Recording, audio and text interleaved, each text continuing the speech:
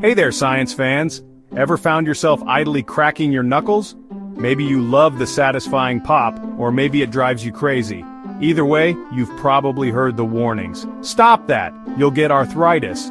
But what's the real story? Is knuckle cracking harmful, or is it all just a bunch of hot gas? Let's dive in and separate fact from fiction. We've all heard the myths and legends surrounding this common habit. Some say it's bad for your bones. Others think it's just plain annoying. But before we jump to conclusions, let's unravel the science behind this noisy little mystery. Get ready to explore the fascinating world of joints, bubbles, and the truth about cracking your knuckles. So what makes that popping sound when you crack a knuckle? It's all about bubbles, but not the kind you blow with chewing gum. Inside our joints we have something called synovial fluid. This fluid acts like a lubricant, helping our bones move smoothly. Think of it like oil in a car engine, keeping things running without friction. Now here's the bubbly part. This synovial fluid contains dissolved gases like oxygen and nitrogen. When you stretch or bend a joint, like cracking a knuckle, the pressure changes inside. This sudden drop in pressure causes the gases to come out of the fluid quickly, forming tiny bubbles. Pop! That's the sound you hear. Not bones cracking at all. It's like opening a can of soda. Remember that hiss when you break the seal? That's the gas escaping. Similarly, when you crack a knuckle, you're releasing those tiny gas bubbles in your joints. It's a simple matter of physics. Now about that arthritis myth. For decades, people believed knuckle cracking led to stiff, painful joints. But is there any truth to it? Enter Donald Unger, a California doctor with a peculiar habit. For over 60 years, he cracked the knuckles on his left hand at least twice a day, while leaving his right hand uncracked. Can you guess the outcome? After decades of this self-experiment, Dr. Unger found no difference in arthritis between his two hands. His findings, published in a medical journal, provided evidence that cracking your knuckles doesn't lead to arthritis. It was a cracking good example of how a simple observation can debunk a long-held myth.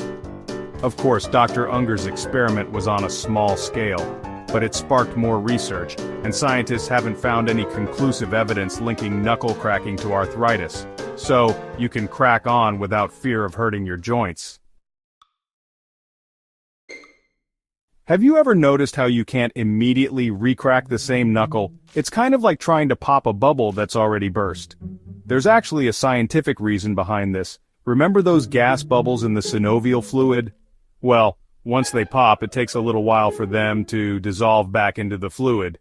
Think of it like refilling a balloon. After you crack a knuckle, the joint needs about 20 minutes for those gases to return to the synovial fluid.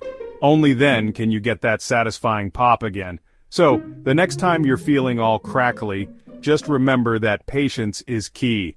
Give your knuckles a break, let those bubbles refill, and then you'll be ready for another round of popping fun. It's honestly a lot like waiting for a cookie to bake. You just can't rush the process. Those little gas bubbles need their time to dissolve back into the fluid before they can create another pop. It's science in action.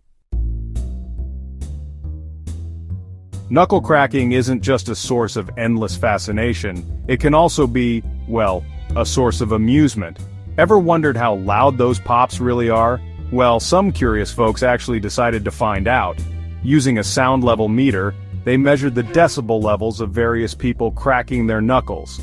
The results? A whole symphony of snaps, crackles, and pops, ranging from barely audible whispers to, honestly, some surprisingly loud cracks. Turns out knuckle cracking volume varies from person to person depending on things like joint size and cracking technique. So the next time you're hanging out with friends, why not have a little fun and see who can create the loudest crack? Of course, it's all in good fun. While we definitely don't recommend a full-blown knuckle cracking competition, your neighbors might not appreciate it.